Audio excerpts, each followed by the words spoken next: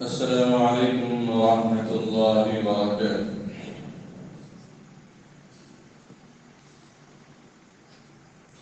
الحمد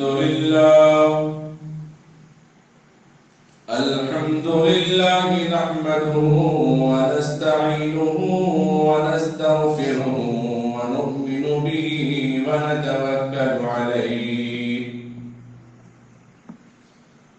ونعوذ بالله من شرور أنفسنا ومن سيئات أعمالنا من يهده الله فلا مضل له ومن يضلله فلا هادي له ونشهد أن لا إله إلا الله وحده لا شريك له ونشهد أن سيدنا وحبيبنا ونبينا ومولانا محمدا عبده ورسوله اللهم صل على محمد في أول كلامنا اللهم صل على محمد في عسد كلامنا اللهم صل على محمد في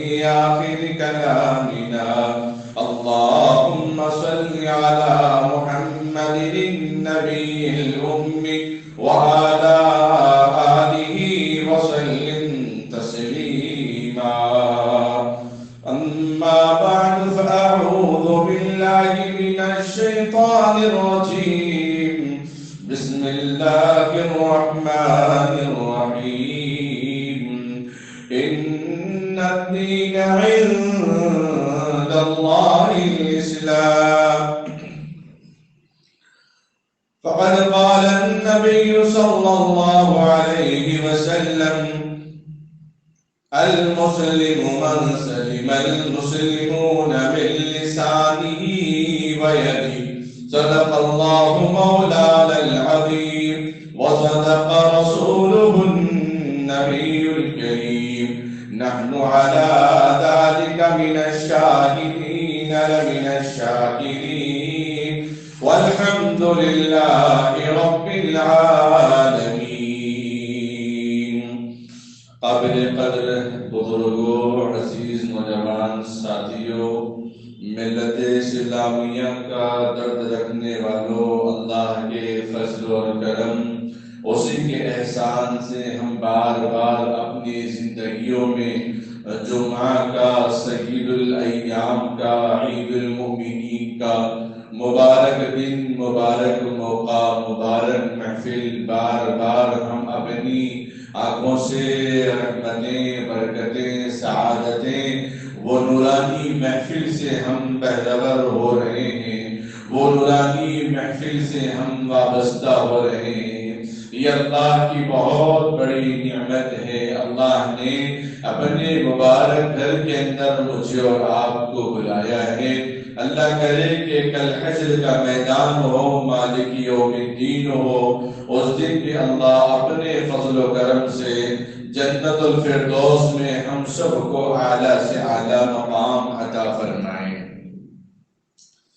اللہ رب العزت نے دنیا کو جو بنایا ہے اس کا ماحصل جوڑ سے بنایا محبت سے بنایا ہے.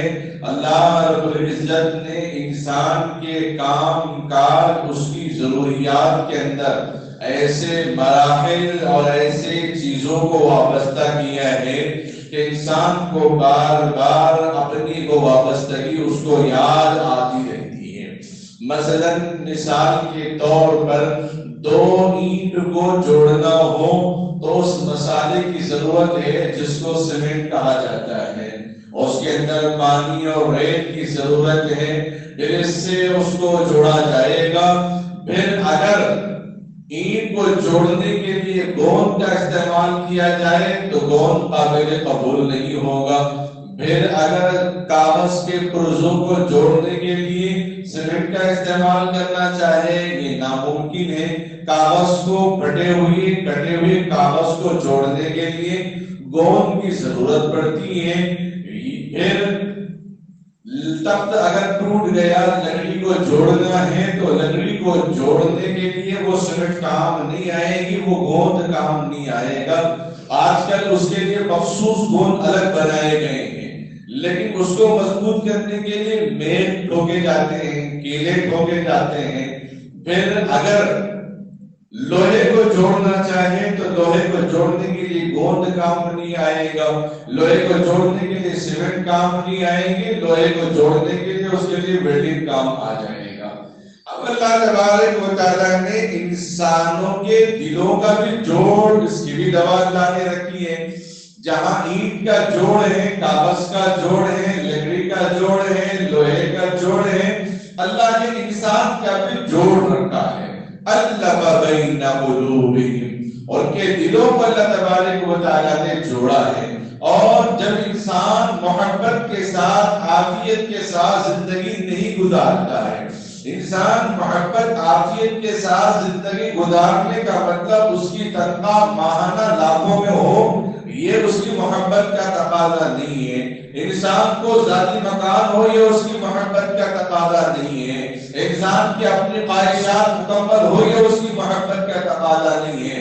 ورنہ اپنی ضروریات تو جانور بھی کرتے ہیں، اپنی حاجات تو جانور بھی کرتے ہیں، اپنی فکریں تو جانور بھی کرتے ہیں۔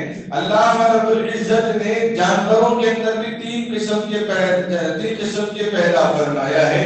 ان جانوروں کے ذریعے اللہ انسانوں کو سمجھا رہے ہیں، ان جانوروں حیوانوں کے ذریعے اللہ انسان کو سبق دے رہے ہیں۔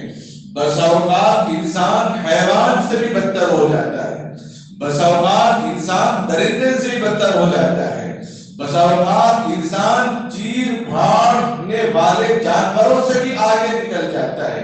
جانوروں میں تین قسم کے کیا؟ وہ ایک قسم کے جانور جو بکری ہیں، بیل ہیں، گائے ہیں، بھینس ہیں، اگر ان کو بھوک لگے یا نہ لگے اپنی جگہ بیٹھے رہیں گے، کسی کو نقصان نہیں پہنچائیں گے، گھاس کا انتظار کریں گے، چارہ کا انتظار کریں گے، کھانے کا انتظار کریں گے، بھوک سے تڑپ کے مر جائیں گے، لیکن اپنی بھوک مٹانے کے لیے کسی کو تکلیف نہیں پہنچائیں گے، اپنی بھوک مٹانے کے لیے کسی کو اپنا نوالا نہیں بنائیں گے، اپنی بھوک مٹانے کے لیے کسی کو زر نہیں پہنچائیں گے۔ اور دوسرے قسم کے جانور جو شیر ہے، بلی ہے، شیر خوار جانور ہیں، چیر پھاڑ کرنے والے جانور ہیں۔ ہمارے حضرت جی فرماتے ہیں ایک مرتبہ افریقہ جانا ہوا تو شیر کے بازو میں بالکل بکریاں بھی آرام سے جا رہی ہیں، نوالا بھی آرام سے وہ بازو سے جا رہا ہے، ہرن کی بازو سے آرام سے وہ ہرنی بھی جا رہی ہے۔ حضرت نے کام کرنے والے دروازہ سے پوچھا کہ شیر سے بکری کو ڈر کیوں نہیں، کیا یہ پالتو ہے، یہ گھر میں پالنے والے جانور ہیں؟ کہا کہ نہیں نہیں، یہ گھر میں پالنے والے جانور نہیں ہیں۔ شیر اس وقت حملہ کرتا ہے جب اس کو بھوک لگے، جب اس کا پیٹ بھر جائے تو کسی پر حملہ نہیں کرتا، کسی کے لیے زر رسا نہیں بنتا، کسی کو تکلیف دہ نہیں بنتا، کسی کو تکلیف نہیں دیتا ہے۔ تب اس کو بھوک لگے تبھی یہ شکار کرتا ہے، ورنہ اپنے دائیں بائیں چاہے بکری ہو یا انسان ہو تبھی بھی نقصان نہیں پہنچاتا۔ اب اللہ لگ رہا ہے انسان تو اس سے بھی زیادہ گزر چکا ہے، چاہے اس کے پاس مال متاع ہو یا نہ ہو، ساز سامان ہو یا نہ ہو، اس کا پیٹ بھی بھر چکا ہو، اس کے پاس بینک بیلنس بھی ہو، اس کے پاس سب کچھ ہونے کے باوجود دوسرے کی جان کے پیچھے پڑا ہوا ہے۔ یہودیت کے اندر وہ درندگی ہمیں صاف نظر آ رہی ہے، عیسائیوں کے اندر وہ حیوانیت ہمیں صاف نظر آ رہی ہے، منافقوں کے اندر وہ چال بازیاں صاف نظر آ رہی ہے، ظالم و جابر فاجروں کے اندر وہ منافقت صاف نظر آ رہی ہے۔ اور تیسرا قسم کا وہ جانور ہے جو بچھو ہے اور سانپ ہے، جس کو بھوک لگنے سے کوئی مطلب نہیں، بس ان کا کام تو زر رسا ہے۔ جب کوئی بھی جانور بھی اگر اس کے قریب اس کے دو پہ ہاتھ رکھے تو وہ ڈنک مارنا شروع کر دے، لکڑی بھی اگر آ جائے تو بچھو بار بار اس کو ڈنک مارتے رہتا ہے، سانپ بھی کبھی کبھی ڈنک مارتے رہتا ہے۔ بچھو کا کام ڈنک مارنا ہے، چاہے بھوک لگے یا نہ لگے، نقصان پہنچانے سے پیٹ سے اس کا کوئی تعلق نہیں، نقصان پہنچانے کے لیے اس کے جسم سے اس کا کوئی مطلب نہیں ہے، بلکہ شر کے لیے اللہ تبارک و تعالیٰ نے زہر کو پیدا کر دیا ہے، لیکن ان کو بھی اللہ نے یوں ہی پیدا نہیں کیا۔ اس زہر سے کئی قسم کی دوائیاں بنتی ہیں، کئی قسم کی دوائیاں بنتی ہیں۔ ہم کہتے ہیں دنیا میں سب سے زیادہ خطرناک جانور شیر ہے، جو چیر پھاڑ کھانے والا ہے، لیکن سائنسداں کہتے ہیں کہ شیر کا نمبر تو 8ویں نمبر پہ ہے، 8ویں نمبر پہ ہے جو دنیا کے سب سے زیادہ خطرناک انسان ہے۔ لوگوں نے سوال کیا، قرآن کریم میں اللہ نے سورہ عنکبوت کا ذکر کیا۔ عنکبوت کے معنی آتے ہیں مکڑی کی جالی، اللہ نے اس کا ذکر کیا۔ یہودیوں نے، منافقوں نے کہا کہ مکڑی کا بھی ذکر خدا قرآن میں کرتا ہے، نمرود کے مارنے کا ذکر مچھر سے کیا، کہا نمرود مچھر کا بھی ذکر تمہارا خدا قرآن میں کرتا ہے۔ قرآن اتنی بڑی کتاب، اتنی بڑی کتاب میں اتنے چھوٹے جانوروں کا کیا کام ہے؟ اللہ نے اسی چھوٹے جانور مچھر کے ذریعے نمرود کو اور اس کی عقل کو حیران، اس کی عقل کو بندش کر کے، اس کی عقل کو نیست نابود کر کے اللہ نے بتا دیا اتنا بڑا نمرود بادشاہ جو اپنے آپ کو خدائی کا دعویٰ کرنے والا، اپنے آپ کو مالک اور سلطان کا دعویٰ کرنے والا، وہ ایک مچھر کا مقابلہ نہیں کر سک رہا ہے، وہ لگڑے مچھر کا سامنا نہیں کر سکتا ہے۔ اللہ یہ بتانا چاہتے ہیں، اللہ نے یہ بتا دیا دنیا کے اندر، اور لوگ کہتے ہیں کہ عنکبوت کا ذکر کیا، مکڑی کا ذکر کیا۔ یقیناً مکڑی کے اندر بھی ایسا زہر موجود ہے جو انسان کی جان کو ختم کر دے۔ اس کی حکمت میں مجھے اس کی تفصیل میں نہیں جانا ہے۔ مکڑی کا اللہ تبارک و تعالیٰ نے ذکر کیا، اور شیر کو لے کر ہم کہتے ہیں دنیا کا سب سے بڑا خطرناک جانور نہیں، سائنسدانوں کا یہ تو اس کا نمبر تو 8ویں نمبر پہ ہے، اور سب سے بڑا خطرناک جانور تو مچھر ہے، جو دنیا میں سب سے زیادہ اس وجہ سے لوگ بیمار ہونے مر رہے ہیں۔ ٹیسٹاں کرا کے بیماریوں کا علاج کرا کے مر رہے ہیں۔ پوری دنیا کے اندر سب سے زیادہ انسان اگر مر رہا ہے تو مچھروں کے ذریعے سے مر رہا ہے، شیر کے ذریعے سے نہیں مر رہا ہے۔ شیر تو پنجرے میں بند ہے، شیر تو جنگل میں بند ہے، مچھر تو ابھی آپ کے دائیں کان میں بائیں کان میں عذاب دے گا، میں آ گیا، میں آ گیا، گنگناتے ہوئے آئے گا، آپ سو جائے تب بھی نہیں چھوڑے گا، تجھے خراب میں جائے وہاں بھی نہیں چھوڑے گا، سفر میں جائے وہاں بھی نہیں چھوڑے گا، آٹو میں بیٹھے وہاں بھی نہیں چھوڑے گا، حضر میں رہے وہاں بھی آپ کو نہیں چھوڑے گا، قبرستان جائے اس سے کوئی مطلب ہے، وہاں بھی آپ کو پکڑے گا۔ تو تیسری قسم کا وہ جانور، پہلے قسم کا وہ جانور ہے جو بکری گوشت خور جانور ہے، جو نہ بھوک میں کسی کو نقصان پہنچاتے ہیں، نہ پیٹ بھرنے پر کسی کو نقصان پہنچاتے ہیں۔ دوسرے نمبر پہ وہ جانور جو شیر ہے، جو اگر اس کو بھوک نہ لگے تب بھی وہ انسان کو نقصان نہیں پہنچاتا ہے۔ اور تیسرے نمبر پہ وہ انسان ہے جو بچھو ہے، اس سے پیٹ بھرنے سے، اس کے زہر سا، اس کے ڈنک مارنے کا کوئی مسئلہ نہیں، لیکن اس کے باوجود بھی وہ ڈنک مارنا نہیں چھوڑتا ہے۔ یہ انسان اس سے بھی زیادہ گزر چکا ہے۔ معاشرے کو بنانا، معاشرے کو سدھارنا، معاشرے کو سمجھنا، یہ سب سے بڑا کام ہے۔ آپ حکومت کو سمجھے یا نہ سمجھے، آپ کو کوئی مطلب نہیں، مجھے کوئی مطلب نہیں۔ اللہ کو اگر نہیں سمجھے تو پھر بہت بڑا مطلب ہے۔ نبی صلی اللہ علیہ وسلم کو نہیں سمجھے تو بہت بڑا مطلب ہے۔ صحابہ اور اولیاء تابعین کو نہیں سمجھا تو بہت بڑا مطلب ہے۔ اللہ کے گھر کی عظمت کو اگر نہیں سمجھا تو بہت بڑا مطلب ہے۔ انسان کا معاشرہ کہتے ہیں سوسائٹی، کہ خوشحال زندگی، انسان کو خوشحال زندگی کیسے ملے گی؟ کیا تنخواہ بڑھنے سے خوشحال زندگی ملے گی؟ کیا مکانات کے اونچے اور بنگلہ نما ہونے کی وجہ سے اس کو خوشحال زندگی ملے گی؟ انسان کو خوشحال زندگی ملتی ہے اپنے ماتحت اور اپنے اوپر کے لوگوں کے ادب و احترام کرنے سے۔ جب تک کوئی انسان اپنے ماں کا، اپنے باپ کا ادب و احترام نہیں کرے گا تب تک اس کو خوشحال زندگی نہیں مل سکتی۔ حضرت علقمہ رضی اللہ تعالیٰ عنہ کا واقعہ مشہور ہے۔ سرکار دو عالم صلی اللہ علیہ وسلم کا معلوم ہوا علقمہ سکرات کی حالت میں، آواز نہیں آ رہی ہے، زبان نہیں کھل رہی ہے، لب نہیں ہل رہے ہیں، کچھ بول نہیں پا رہے ہیں، سن تو سو رہے ہیں۔ آقا علیہ السلام آئے، دیکھا، پوچھنے لگا، لوگوں سے کہا کیا اس کی ماں اس سے ناراض ہے؟ تو کہا کہ ہاں اس کی ماں اس سے ناراض ہے۔ آقا علیہ السلام نے ان کی والدہ کو بلوایا اور والدہ کو بلوا کر کہا کہ کیا تم اپنے بیٹے اپنے لفظ جگر سے ناراض ہو؟ ورنہ ہاں میں ناراض ہوں۔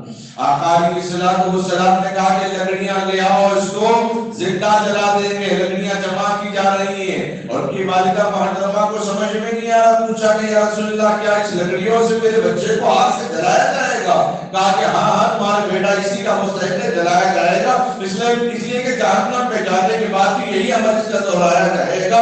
جب اپنی ماں اور باپ کو ناراض کر کے آئے گا اس کا ٹھکانہ فینال جہنم ہو جائے گا، اس کا ٹھکانہ آگ میں ہو جائے گا۔ اس لیے میں ابھی اس کو آگ کی نظر کر رہا ہوں، اگر تم معاف کرتی ہو تو پھر میں بخش سکتا ہوں، یہ اللہ تعالیٰ بخش سکتا ہے۔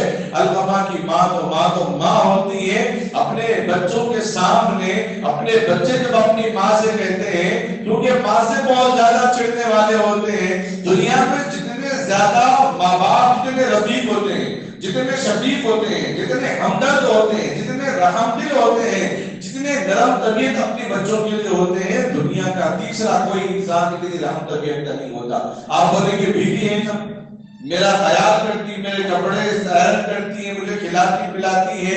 آپ ایسے جگہوں پہ جائیے، کورٹ کچہریوں میں کسی انسان نے اپنی بیوی کو 3 طلاق کہہ دیا ہو یا اپنی بیوی کے ساتھ نہیں رہنے کا وعدہ کیا، یہ کیس لگایا ہوا ہو اور اس سے پوچھے بھئی کیا قصہ ہے، تم اپنے شوہر سے محبت کرتے نہیں کرتے؟ گائے کا ماتھی ملا، بھٹی کا ماتھی ملا کچھ نہیں، اس کے اندر بلا ہے 10 سال جو زندگی گزارا، ایک احسان بھی اس نے یاد نہیں رکھا، ایک احسان بھی یاد نہیں رکھا، اور ساری ڈکشنریاں الفاظ کے سب گن کے بیٹھ گئی، یہ تو کچھ بھی نہیں ہے، میرے پڑوس میں رہنے والا کتا تو اس سے بہتر ہے، بلی تو بہتر ہے، کوکا تو بہتر ہے، فلاں بہتر ہے، فلاں بہتر ہے۔ بتانے کا مقصد ہے کہ بیٹیاں ضرور ہمدرد ہوتی ہیں، لیکن ماں باپ سے زیادہ کوئی ہمدرد نہیں ہوتا ہے۔ ہاں، ماں باپ اگر کبھی اپنی غلط فہمیوں یا پھر غلط صحبت یا غلط تاثرات کی وجہ سے کبھی اولاد پہ ظلم کر بیٹھے تو وہ ان کا وبال ان کے اوپر ہے۔ اللہ رب العزت نے نبی پاک صلی اللہ علیہ وسلم سے کہلوایا کہ یا رسول اے نبی، ہم نے القمہ کو معاف کر دیا۔ ادھر ان کی والدہ نے کہہ دیا کہ میں اپنے بیٹے کو معاف کر دیا، بس القمہ رضی اللہ تعالیٰ کلمہ پڑھتے ہیں اور دنیا سے رخصت ہو جاتے ہیں، کلمہ پڑھتے ہیں اس دنیا سے رخصت ہو جاتے ہیں۔ معاشرے میں، سوسائٹی میں سب سے زیادہ خوشحال رہنے کے لیے ماں کی دعائیں ضروری ہیں۔ اگر کسی بات پہ ماں نے ڈانٹا ہو، اگر کسی بات پہ باپ نے ڈانٹا ہو تو ضرور ہمارے لیے خیر ہے، ضرور ہمارے لیے خیر ہے۔ اللہ نے ایک شر کو بنایا، ایک خیر کو بنایا، اللہ نے فرشتوں کو نور سے پیدا کیا، یہ خیر ہے، اور اس جنات اور شیاطین کو اللہ نے شر سے بنایا ہے، اور اس دونوں کے درمیان اللہ نے انسان کو عبادت کے لیے رکھ دیا ہے۔ کِرَامًا کَاتِبِینَ یَعْلَمُونَ مَا تَفْعَلُونَ، فرشتے ہمارے دائیں بائیں کِرَامًا کاتبین جو لکھتے ہیں، جو کچھ ہم کہتے ہیں، جو کچھ ہم کرتے ہیں، فرشتے نوٹ کر لیتے ہیں اور شیاطین پہ لگے ہوئے ہوتے ہیں۔ اب ایک طرف فرشتوں کا ماحول، ایک طرف شیطان کا ماحول، اللہ تبارک و تعالیٰ نے انسان کو نفس دے کر چھوڑ دیا۔ اب دیکھتے ہیں کہ امتحان میں شیطان کی طرف جاتا ہے یا فرشتوں کی صحبت یافتہ ہوتا ہے، فرشتوں کی طرف جاتا ہے، نیک بننے کی سوچتا ہے، خیر لانے کی سوچتا ہے یا شر لانے کی سوچتا ہے، اللہ تبارک و تعالیٰ انسان کو چھوڑ دیا اس بات پر۔ اس لیے فرمایا المسلم من سلم المسلمون من لسانه ویدہ، مسلم کی روایت ہے۔ آقا مدنی صلی اللہ علیہ وسلم فرماتے ہیں جس انسان کی زبان اور ہاتھ سے دوسرا مسلمان محفوظ رہا وہ مومن ہے، اگر مسلمان محفوظ نہیں رہا تو وہ مومن ہی نہیں، وہ مومن ہی نہیں۔ المسلم من سلم المسلمون من لسانه پہلے زبان کا ذکر کیا، من لسانی و یدی، اس کے بعد ہاتھ کا ذکر کیا. کیوں؟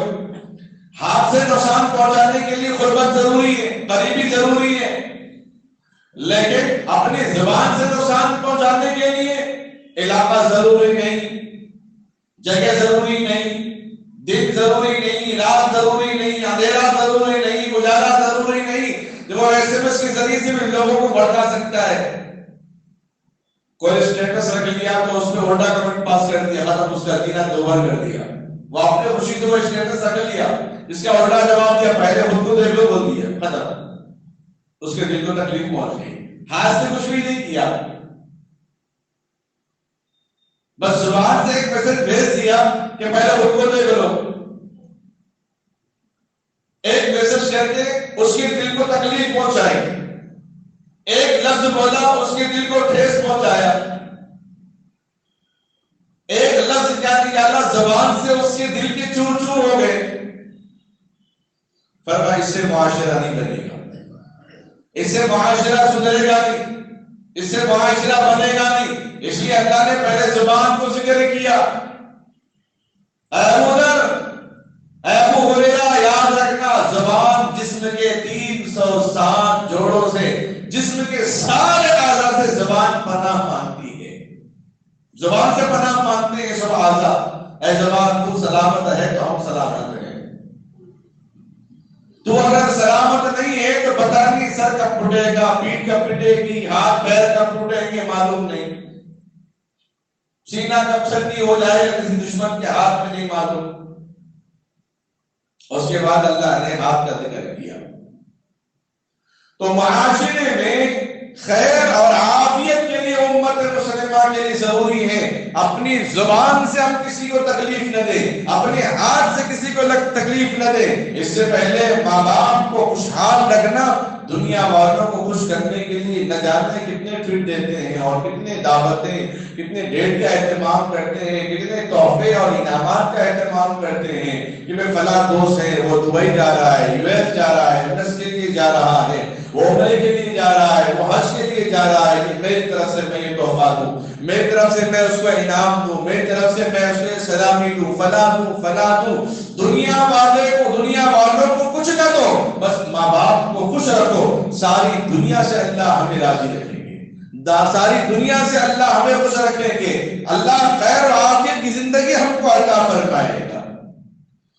اور معاشرے کے اندر دوسری بات یہ آتی ہے، بیویوں کے اندر خوش کلامی ہو، بیویوں کے اندر خیر و عافیت والے کام ہو. اگر آپ سوچیں گے کہ بیوی کے معاملے میں میری تو فلاں بات نہیں سنتی، میری تو فلاں بات نہیں سنتی ہے، وہ کہتی ہے مجھے فلاں کام تو میں تو کام کر دیتا ہوں لیکن وہ میرے بات نہیں سنتی. ان چیزوں پر اگر ہم دھیان دیں کہ جو کام نہیں ہونے والا، جو باتیں نفی کی ہیں، اس سے زیادہ یہ سوچیں کہ اس نے تو سب کچھ چھوڑ کے میرے پاس آنے کا اہتمام کیا. اگر آپ نے کہا کہ میں انڈے اگر کور میں لے آؤں تو انڈے ٹوٹ جائیں گے، اسی لیے انڈوں کا جو ٹرے ہے وہ نیچے بھیج دیں، یہ باہر بھیج دیں، میں اس ٹرے میں انڈے رکھ کے لے آؤں گا تو انڈے محفوظ ہوں گے. وہ کسی کام کاج کی وجہ سے اگر ٹرے دینا بھول جائے اور آپ انڈے لے آتے رہیں، آدھا درجن یا ایک درجن انڈے لے آئے، راستے میں ایک آدھ انڈا پھوٹ گیا، آپ گھر آ کر بیوی کے دل کو توڑ دیتے ہیں. کیوں؟ اگر اس نے میری بات سنی ہوتی، ٹرے اگر اس نے دیا ہوتا تو میں اس میں محفوظ انڈے رکھ کے لے آتا، ایک انڈا ضائع نہ ہوتا، بدبودار نہ ہوتے کپڑے میں. اس ایک انڈے کے بدلے جانیے تو ذرا وہ بیوی گھر کی صاف صفائی کا کتنا خیال رکھتی ہے، کپڑوں کا کتنا خیال، پکوان کے اہتمام کا کتنا خیال. کبھی مرچی کا اضافہ ہونے نہیں دیا، نمک کا اضافہ ہونے نہیں دیا، آپ کے اشارے پر نمک کم کر دیا، آپ کے اشارے پر مرچی کو بڑھا دیا، آپ کے اشارے پر مسالے کا اضافہ کم کر دیا، آپ کے اشارے پر ٹکڑوں کا اضافہ کر دیا ہے. اتنے سارے کام کے اوپر ایک انڈے کو لا کر 24 گھنٹے میں آپ نے اس کو دل کو ٹھوس پہنچا دیا، اس کے دل کو آپ نے تکلیف پہنچا دی. ایک عجیب مزاج دوستوں میں لے کر نکاح ہوتے ایک ہفتہ بھی نہیں ہوا بیوی سے چھیڑنے لگے، میں دوسرا نکاح بھی کرنے والا ہوں. منع تو نہیں ہے، شریعت کے قرآن نے منع نہیں کیا، لیکن جو کہا ایک ہفتے کے اندر، کیا اس کے اندر وہ حکمت ہے کہ فوراً ایک ہفتے میں وہ دوسرا بھی نکاح کر لے اور اس کے بھی حقوق ادا کر لے؟ آج کے زمانے میں کام باقی دل آ جا رہی ہے اسی وقت شروع. ہم تو مذاق میں لے کر اس کو لائٹ لیتے ہیں، لیکن اس کے دل کو کیا تکلیف پہنچتی ہے، اس کے دل کو جو ٹھیس پہنچتی ہے اور اس کی آنکھ اللہ کے پاس بھی چلے جاتی ہے. یقیناً بیویوں کو بھی وفاداری شوہر کے معاملے میں کرنا چاہیے، احتیاط رکھنا چاہیے، لیکن اللہ رب العزت نے خوشحال زندگی ہمارے لیے ماں باپ کی دعائیں اور گھر کے اندر بیوی کے ساتھ خوشحال رہنے پر عطا فرمایا. بعض ہوا کوئی کنڈکٹر کسی سے بحث کرنے لگے، کوئی کسی کی ٹکر ہو جائے تو بولے گا سامنے والا وہاں پہ رہا ہوگا، کیا ہوا گھر میں ناشتہ نہیں دیے، گھر میں ناشتہ نہیں ملا، یا گھر میں چائے نہیں ملی، یا گھر میں کپڑے اہل نہیں ملے. ایک وہاں میرا عام ہو گیا ہے. گھر کے اندر اگر ماحول خوشگوار نہیں رہا تو آدمی باہر آ کے غصہ نکال لے گا. اس کا مطلب یہ ہوا ماں باپ کی دعائیں اگر ملی، ماں باپ کی خدمت اطاعت رہی تو نیک سارے بیوی ملی. نیک سارے بیوی کو ہم نیکی سمجھ کر، اللہ کی امانت سمجھ کر، کسی کے گھر کی امانت کو اپنی زینت سمجھ کر ہم نے اپنے گھر کے اندر اس کی عبادت کا اہتمام کیا. ایک بزرگ ہے اور ان کی بیوی بہت بد زبان تھی، بد کلام تھی. لوگوں نے کہا حضرت آپ اس کو چھوڑ کیوں نہیں دیتے، یہ تو بڑی بد زبان ہے، بد اخلاق ہے، فلاں ہے فلاں ہے. اور بزرگ نے کہا کہ میں اس کو کبھی نہیں چھوڑ سکتا. حضرت کیوں؟ پر میں اگر میں اس کو چھوڑوں گا تو سب سے پہلی بات یہ اس کو تکلیف ہو جائے گی، اس کے رشتے داروں کو تکلیف ہو جائے گی. دوسری بات یہ ہے اگر میں اس کو چھوڑ دوں گا تو پھر دوسری جگہ جہاں یہ نکاح کرے گی، اگر اس کے دوسرے شوہر کو بھی اگر یہی گالی دے گی تو اس کو بھی تکلیف ہو جائے گی، اس کو بھی تکلیف ہو جائے گی. میں اس کی تکلیف سے بچانے کے لیے میں اپنی تکلیف سہ لیتا ہوں، اور تکلیف سہنا ایک عبادت ہے. اسی لیے میں نہیں چاہتا کہ تکلیف کسی اور کی آنکھ منتقل ہو جائے، اس کو تکلیف نہ ہو. بڑا عجیب معاملہ ہے اللہ والوں کا. آدمی اپنے رشتے داروں میں اگر کوئی کام دیکھے تو 10 خرابیاں ہونے کے باوجود ایک اگر اچھائی ہے تو بہت اچھا ہے، بہت اچھا ہے، کیوں وہ تو ہمارا رشتے دار ہے، کچھ بھی ہو لیکن وہ ہمارا رشتے دار ہے تو اچھا ہے. اللہ رب العزت نے دنیا کے نظام کو بھی بنایا ہے، ایسے معاملات اور ایسے حالات پر اللہ نے ذکر فرمایا ان الدین عند اللہ الاسلام. اللہ نے دین اسلام کو پسند فرمایا. خوشحال زندگی کے لیے ان چیزوں کو آپ ذہن میں رکھیں. ماں نے کبھی کچھ کہا ہوگا تو کہہ دیا ہوگا.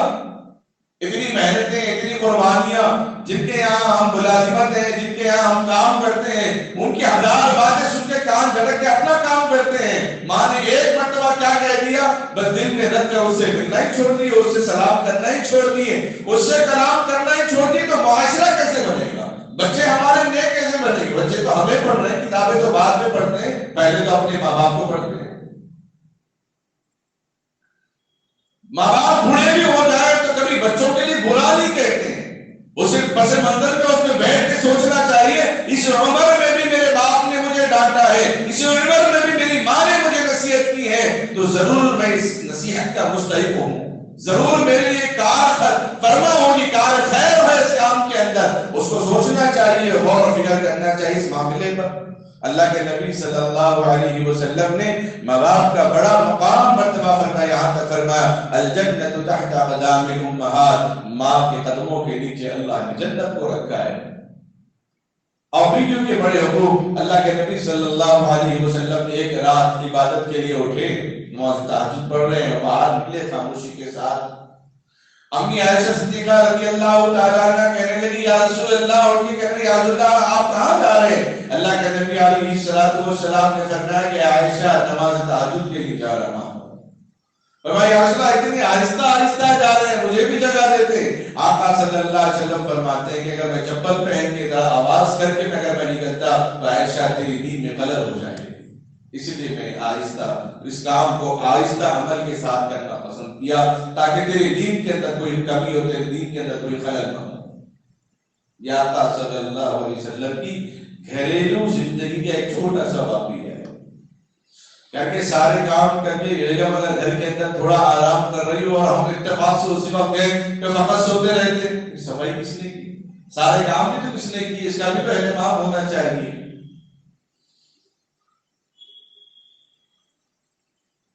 ایک ماحول میں رہنے کی وجہ سے ایک نوجوان کا قصہ ہے جو گزشتہ سال یہ واقعہ پیش آیا اور بعد نے اس کو چھاپا ہے.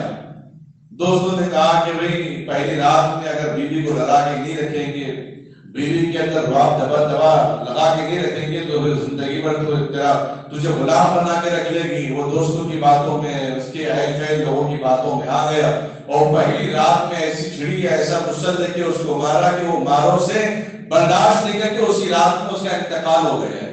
یہ حیدرآباد کا واقعہ ہے، باہر دیہاتوں کا واقعہ نہیں ہے. اتنا مارا کہ رات میں اس کا انتقال ہو گیا. تاب نہ لا سکتی زخم کو، وہ رات میں چھوڑ دروازے چھوڑ کر بھاگ کر چلا گیا. لوگ سمجھتے ہیں بیوی کا دوسرا مطلب یہ ہے کہ اس پر ظلم کیا جائے، اس کو مارا جائے، اپنا ڈھال بٹھایا جائے، اپنا رعب، اپنا دبدبا ہو، ہم جیسا بولے ویسے عمل کرے. یہ بھی نہیں. اور نکاح کا دوسرا رخ یہ بھی نہیں کہ گرداماد بن جائے، یہ بھی نہیں. انسان کو اللہ نے چہرے پر شعار داڑھی مونچھ دے کر ایک رعب والا، ایک دبدبے والا اللہ تبارک و تعالیٰ نے بنایا. طاقت میں بڑھوتری اللہ تبارک و تعالیٰ نے دی ضرور ہے، لیکن اس پر ظلم و زیادتی کرنے کے لیے اللہ نے طاقت کو نہیں دیا ہے. ظلم و زیادتی کرنے کے لیے اللہ تبارک و تعالیٰ نے ان چیزوں کو نہیں نوازا ہے. غور و فکر و تدبر کرنے کا مقام ہے. حضرات صحابہ کرام رضوان اللہ تعالی علیہم اجمعین نے کیسی زندگی گزاری ہے، ایک دوسرے کا کیسا خیال کیا، کیسا اہتمام کیا.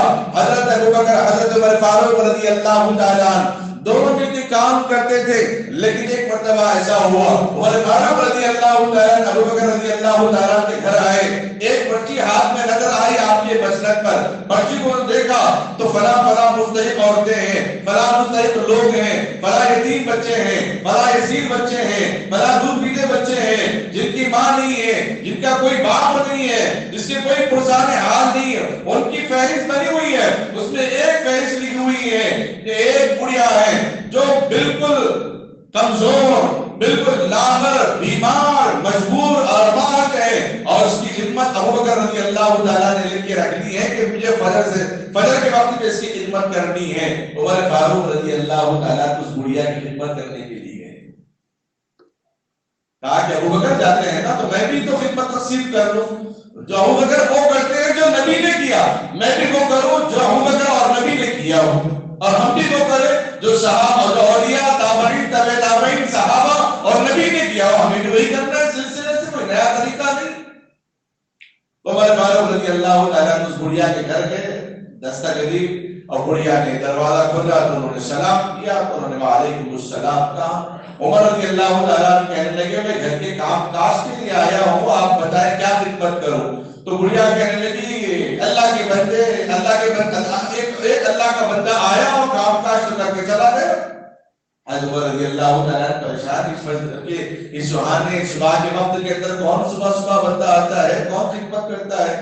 اس کے بعد پھر وہ دوسری دن کہنے لگے فجر سے پہلے میں آؤں گا، اور فجر سے پہلے چلے گئے اور جا کر دروازہ دستک دی اور شراب کیا تو اندر سے بڑھیا نے وعلیکم السلام کہا. عمر فاروق نے فرمایا کہ خدمت پیش کیجیے کہ تاکہ میں خدمت کروں، آپ کی دعائیں لوں. بڑھیا کہنے لگی خدمت تو ہو چکی ہے، گھر کا سارا کام تو مکمل ہو چکا ہے، پانی بھی بھر دیا گیا ہے، گھر کی صفائی بھی ہو گئی. عمر رضی اللہ تعالیٰ حیران ہے. چلو میں کل تہجد میں آؤں گا. وہ تہجد میں آئے اور تہجد کے وقت میں آ کر بھی دستک دی. دستک دینے سے پہلے سوچ لیا کہ ہے کون بندہ جو یہاں آ کر خدمت کرتا ہے. وہ کھڑے ہو کر وہیں ٹھہرے دیکھنے لگے تو دیکھا ایک شخص جا رہے ہیں. تو عمر فاروق رضی اللہ تعالیٰ نے آواز دی اللہ کے بندے. تو ابوبکر صدیق رضی اللہ تعالیٰ نے فرمایا کیا بات ہے. آواز کو پہچان لیا، دیکھا تو عمر صدیق رضی اللہ تعالیٰ نے جو اتنے صبح آگے لوگوں کی خدمت کر کے چلے جا رہے ہیں. اسی لیے تو عمر رضی اللہ تعالیٰ راتوں میں گشت کیا کرتے تھے تاکہ کوئی ضرورت مند مل جائے تو میں اس کی خدمت کروں. ابوبکر کو دیکھا، ابوبکر آپ امیر المؤمنین ہیں، آپ بادشاہ ہیں اور آپ اس طرح آئے ہیں، آپ کے پیر میں چپل بھی موجود نہیں ہے، ایک سارے انسان کی طرح آپ آئے ہیں. اپنے حلیے کو، اپنی شکل کو، اپنی صورت کو، اپنی پہچان کو، اپنی معرفت کو چھپا کر آئے ہیں. فرمایا کہ عمر میں اللہ کے لیے آیا ہوں، اللہ کو راضی کرنے کے لیے آیا ہوں، اپنی معرفت بتانے کے لیے، فرق چھپا کر لوگوں کو بتانے کے لیے، معاملہ کرنے کے لیے نہیں آیا ہوں. عمر رضی اللہ تعالیٰ کہنے لگے اے امیر المؤمنین کم سے کم چپل پہن لیتے، راستے میں کوئی جانور موذی جانور کاٹ نہ لے، چپل پہن لیتے تاکہ کوئی کانٹا یا سے آتا ہوں، کہیں چپل کی آہٹ سے لوگوں کی نیند کے اندر خلل نہ ہو، اس لیے میں چپل بھی رات میں نہیں پہنتا۔ یہ تھا حسن سلوک، یہ تھا بہتر معاشرہ۔ معاشرے کے اندر بہتر بنانے کے لیے ایسے واقعات پر عمل کرنے کی ضرورت ہے، ایسی قربانیوں پر عمل کرنے کی ضرورت ہے۔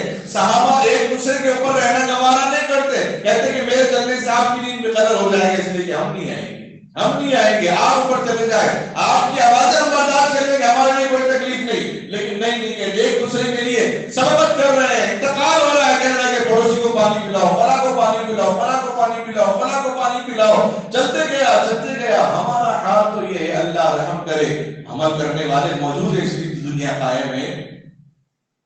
عبداللہ بن مبارک رحمۃ اللہ علیہ کے زمانے میں یہودی اپنا مکان بیچ رہا تھا۔ اس نے کہا کہ میں اپنا مکان 2000 دینار میں بیچ رہا ہوں، اگر کسی کو ضرورت ہے تو وہ خرید لے۔ لوگوں نے کہا کہ اے اللہ کے بندے، مکان دوسرے مقامات میں 1000 دینار میں مل رہا ہے، تو 2000 دینار میں مکان بیچتا ہے۔ یہودی کہنے لگا، وہ مسلمان نہیں تھا، یہودی کہنے لگا 1000 میرے مکان کی قیمت ہے اور 1000 میرے گھر کے فرشتہ صفت انسان عبداللہ ابن مبارک کے پڑوسی ہیں ہونے کی حیثیت سے، وہ میرے پڑوسی ہیں، وہ ایسے پڑوسی ہیں ان سے کسی کو ایذا نہیں پہنچتی، ان سے کسی کو تکلیف نہیں پہنچتی، ان کے ہونے سے گھر میں برکت ہے، رحمت ہے، سعادت ہے، اس لیے ان کے پڑوسی ہونے کی حیثیت سے میں 1000 دینار اور بڑھا دیا ہوں۔ میں گھر چھوڑنا نہیں چاہتا لیکن بڑی مجبوری ہے۔ بعض مرتبہ غیروں کے اندر جو گاڑیوں کے نمبر پلیٹس پہ نمبرات ہوتے ہیں، اس کے نمبرات اگر ان کے واسطوں کے حساب سے مل گئے تو اس کی بھی قیمت لگاتے ہیں۔ جیسے اگر نمبر لینا ہے 786 کا تو زیادہ پیسے دے کے لینے پڑتے ہیں۔ یہودی نے بھی کہا کہ پڑوسی بہت اچھے ہیں، اللہ والے ہیں، اس لیے ان کی بھی قیمت میں لگا رہا ہوں۔ ایک یہودی کے گھر میں بیٹا کہنے لگا اپنے باپ سے، ابا رات میں گھر کا سایہ درخت کا ہمارے گھر پہ آتا تھا، آج رات میں سایہ دکھائی نہیں دیا، شیڈو دکھائی نہیں دیا، سایہ دکھائی نہیں دیا۔ یہودی کہنے لگا بیٹا وہ درخت کا سایہ نہیں تھا، وہ مسلمانوں کے امام اعظم ابو حنیفہ تھے، جن کی تہجد کی نماز راتوں پر کھڑے کھڑے پڑھتے تھے، ان کا سایہ ہمارے گھر میں پڑتا تھا، وہ کوئی درخت نہیں ہے۔ یہودیوں کے تاثرات، غیروں کے مسلمانوں کے بارے میں یہ تاثرات ہیں، اس لیے امت مسلمہ کو اپنا معاشرہ سدھارنے کے لیے ضروری ہے اپنے ماں باپ کو خوش رکھیں، اپنے گھر کے اندر ازواجی زندگی کو خوشحال بنائیں، اپنے بچوں کی صحیح تربیت کریں، اپنے گھر کے پڑوسیوں کے حقوق ادا کرنے کا بھی اسلام اس کا حکم دیتا ہے۔ للہ حق، پڑوسی کی بھی حکم ہے، جو اسلام پڑوسی کا حق ادا کرنے کا حکم دے رہا ہو، کیا وہ اسلام اپنے ماں باپ کے حق ادا کرنے کا حکم نہیں دے رہا ہے؟ وہ اسلام کیا اپنے بیوی بچوں کے حق ادا کرنے کا حکم نہیں دے رہا ہے؟ اس لیے ان حقوق کو سمجھیں، اپنے گھر سے چراغ جلائیں گے تو پھر روشنی حیا ہو جائے گی، روشنیاں گھر گھر کے اندر پیدا ہوگی۔ امت مسلمہ کو ضرورت ہے اس بات کی، اپنی زبان سے اپنے ہاتھ سے کسی کو تکلیف نہ پہنچے، اپنے عمل سے کسی کو تکلیف نہ پہنچے۔ آقا صلی اللہ علیہ وسلم یہاں تک فرماتے ہیں کہ میوے کھانے کے بعد اس کے چھلکے گھر کے سامنے نہ ڈالو، اگر ہو سکتا ہے پڑوس میں کوئی یتیم ہو یا غریب ہو، اگر اس کے گھر میں وہ میوے میسر نہ ہو تو آپ کے چھلکے دیکھ کر اس کو تکلیف نہ ہو جائے۔ ہاں اگر آپ اس کو کھلا رہے ہیں تو الگ بات کبھی تھا، یہاں تک اس کا اہتمام کا حکم دیا ہے۔ اللہ سے خوب دعا کریں، اللہ تعالیٰ ہم تمام امت مسلمہ کے گھروں کے اندر، ہمارے معاشرے میں سدھار پیدا فرمائے، ہم سب کو کہنے سننے سے زیادہ عمل کرنے کی سعادت نصیب فرمائے۔ آمین وآخر دعوانا الحمدللہ رب العالمین۔ جمعہ کے دن وقت اول میں حاضر ہونا بہت بڑا ثواب ہے، قربانی کا بھی اللہ تبارک و تعالیٰ ثواب اس کے لیے عطا فرما دیتے ہیں۔ جو آدمی نیک کام میں جتنی عجلت کرتا ہے، جتنا انتظار کرتا ہے، اس انتظار کو بھی عبادت میں شامل کیا گیا ہے، اس انتظار کو بھی عبادت کے لیے شامل کیا گیا ہے۔ یہ اللہ تبارک و تعالیٰ کی طرف سے خاص انعام ہے۔ جو بندہ انتظار میں بیٹھا رہا اس کو عبادت کا ثواب ہے، جو عبادت کرے گا اس کو کیا ثواب ملے گا، اس لیے اس کا اہتمام کریں۔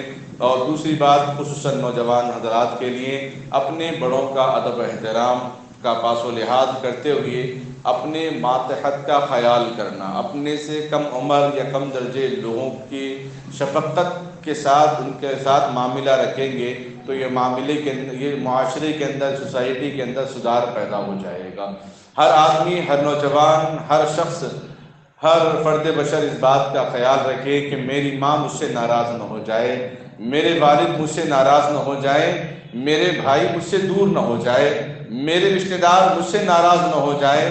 ہر ایک کو خوش کرنے کی فکر کریں۔ اپنی استطاعت پر خوش رکھنے کا حکم دیا گیا، خوش رکھنے کے لیے دعوت دینے کا ہی حکم نہیں دیا گیا۔ خوش کلامی اور نیک مزاجی، اس کے بارے میں اچھا سوچنا، یہ بھی اللہ کے نبی صلی اللہ علیہ وسلم نے عبادت قرار دیا ہے۔ اس لیے معاشرے کے اندر خیر و عافیت اسی سے، انہی چیزوں سے سدھار پیدا ہو سکتا ہے۔ اس بات کا خاص خیال رکھیں، چاہے ہماری مصروفیات بڑھ جائیں، ہماری ملازمتیں بڑھ جائیں، ہمارا وقت ڈیوٹی کا بڑھ جائے، لیکن ہمارے والدین کے لیے وقت نکالنا انتہائی ضروری ہے۔ اپنے گھر کے افراد کے لیے وقت نکالنا ضروری ہے، گھر کے اہلیہ کے لیے وقت نکالنا ضروری ہے۔ یہ نہیں کہ نکاح ہو گیا، اب میں جہاں بھی جاؤں کبھی بھی آؤں، اب میری مرضی نہیں۔ وقت شام پر، وقت عین پر اس کا خیال رکھنا، مزاج پرسی کرنا، یہ شریعت نے اس کا حکم دیا ہے۔ ہر ایک گھر کے اندر جتنے افراد رہتے ہوں، ضرور یہ سوچیں کہ میری زبان سے جو حدیث آقا صلی اللہ علیہ وسلم نے فرمائی ہے، المسلم من سلم المسلمون من لسانہ ویدہ، جو اکابر ہمیشہ فرماتے ہیں کہ رات میں سونے سے پہلے تھوڑی دیر مراقبہ کر لیں، آج میری زبان سے کس کس کو تکلیف ہوئی ہے، آج میرے ہاتھ سے کس کس کو تکلیف ہوئی ہے، آج جائزہ لیں گے، کل خود بخود ہماری زبان کنٹرول میں رہے گی، ہاتھ بھی کنٹرول میں رہیں گے، پھر انشاءاللہ معاشرے کے اندر اللہ خیر و عافیت اور رحمت کے دروازے کھول دیں گے۔ یہ نمازیں اپنی جگہ، تلاوت اپنی جگہ ہیں، یہ سب ذمہ داریاں اپنی جگہ ہیں، لیکن گھر کے اندر خوشحالی لانے کے لیے اللہ اور اللہ کے رسول صلی اللہ علیہ وسلم نے یہی حکم دیا کہ والدین کی خدمت کرو، اپنے گھر والوں کا، اپنی اولاد کے ساتھ وقت دے کر ان کے ساتھ خیر عافیت کے مشورے کرنا، یہ اللہ اور اس کے رسول صلی اللہ علیہ وسلم کو پسند ہے۔ اسی لیے ان کاموں کو انجام دینے کا اہتمام کرتے رہیں۔ ضرور اس بات کا خیال رکھیں کہ ہمارے بڑے ہم سے ناراض نہ ہو، ہمارے چھوٹے ہم سے ناراض نہ ہو، میرے ذمے، میرے حق میں جو میرے حقوق ہیں ہر ایک کے لیے، وہ میں ادا کرنے کی کوشش کرتا رہوں۔ ہمیشہ اس بات کا خیال رکھیں۔ اللہ ہم سب کو عمل کی توفیق عطا فرمائے۔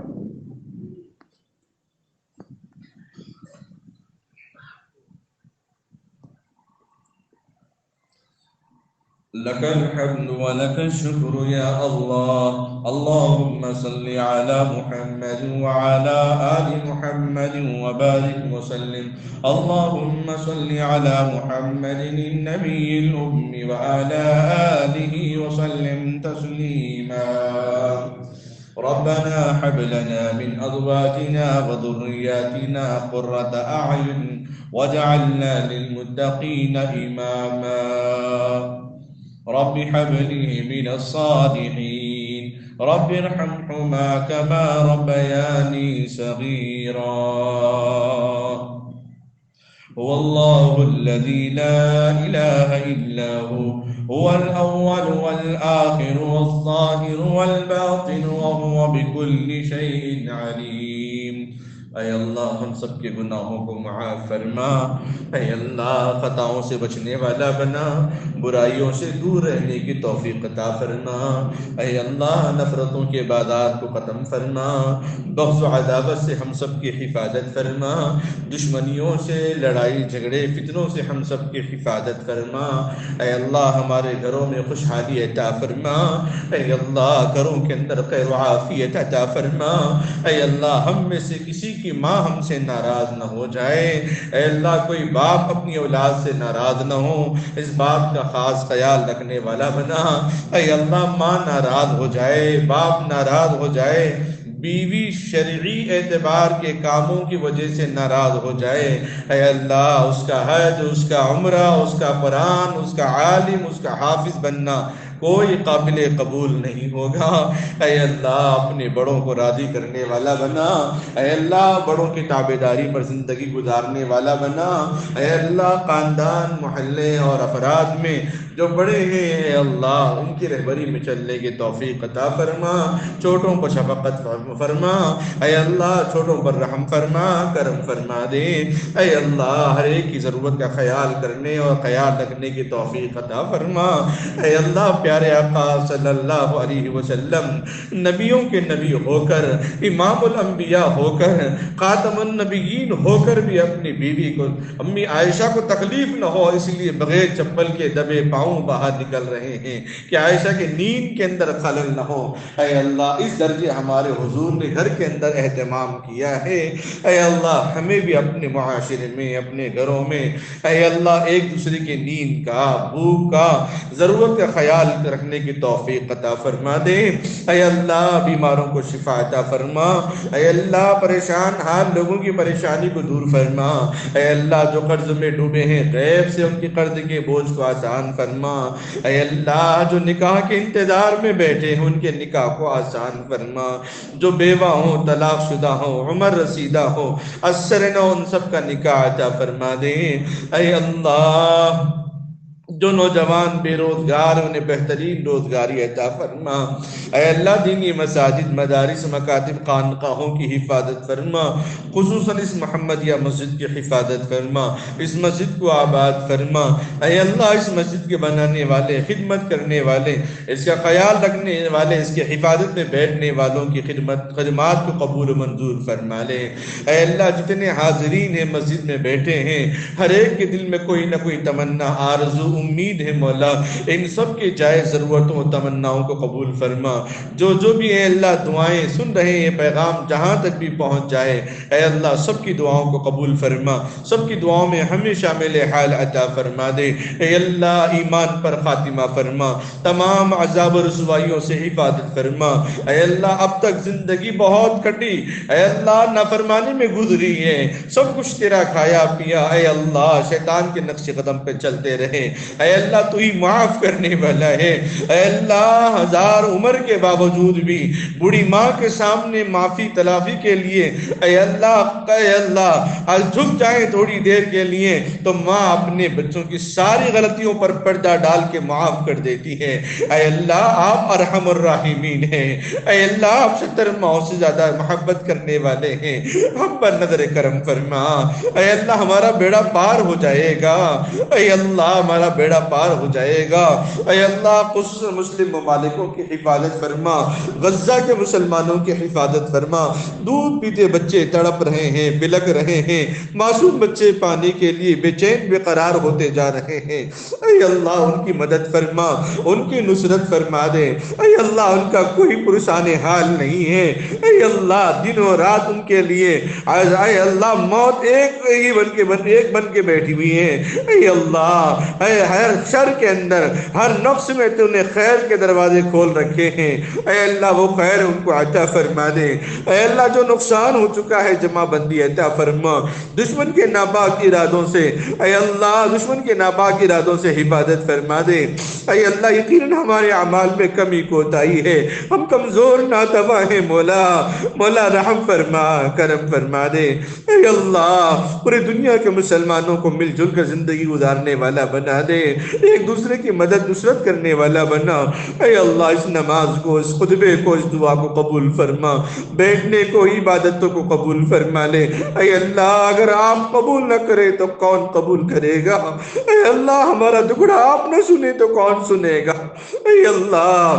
اللہ جائز امیدوں میں کامیابی عطا فرما، ملک ریاست کے اندر خیر و عافیت عطا فرما، بابری مسجد کی حفاظت فرما، جس طرح تو نے قلعہ کعبہ کی حفاظت فرمائی ہے، یقیناً ہم سے کوتاہی ہو رہی ہے، جو مسجدیں حکومت کی طرف سے بند پڑے ہیں اس کو کھولنے کی اجازت نہیں ہے، حد تو یہ ہے کہ جو نوجوان جو بزرگ مسجد کی صفائی میں گئے اے اللہ ان کو گرفتار کیا گیا ہے، ان شراب پینے والوں کو کوئی پوچھنے والا نہیں، مسجد کو ناپاک کرنے والوں کو کوئی پوچھنے والا نہیں ہے، اے اللہ جو نوجوانوں نے ویران مسجدوں کو آباد کرنے کی فکریں کی ہیں اے اللہ انہیں ہمت عطا فرما، مزید حوصلہ ان کے اندر عطا فرما، ان کے اللہ جو دشمن ان کے پیچھے ہاتھ دھو پڑے ہیں اے اللہ ان کے ارادوں کو نیست نابود فرما دے۔